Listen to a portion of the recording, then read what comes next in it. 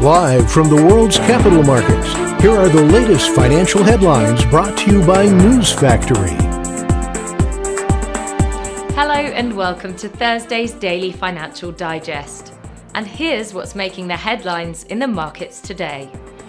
The Bitcoin dollar pair fell 0.8% in the last session, after gaining as much as 1.3% during the session. According to the CCI, we are in an oversold market. The last session saw the euro rise 0.4% against the dollar. The ROC is giving a positive signal. The pound-dollar pair made a minor upwards correction in the last session, rising 0.2%. The ROC is giving a positive signal. The Aussie dollar pair rose 0.6% in the last session. According to the stochastic RSI, we are in an overbought market. And now let's hear what our chief analyst picked up for us today.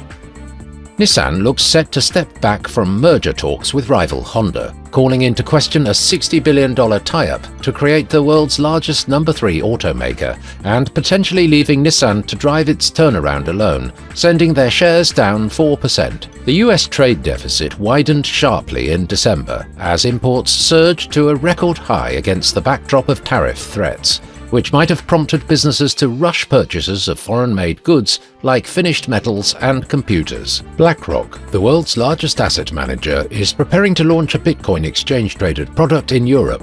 The move comes after BlackRock's US spot Bitcoin exchange-traded fund, iShares Bitcoin Trust, drew upward of $57 billion in net assets after launching in January 2024.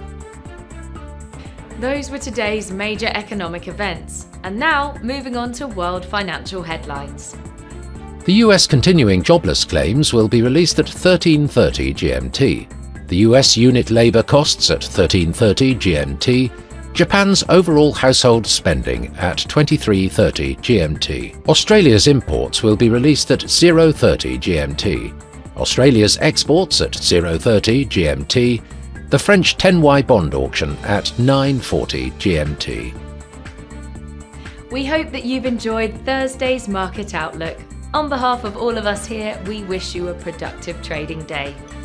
Be sure to join us tomorrow morning for the latest news and events from the financial markets.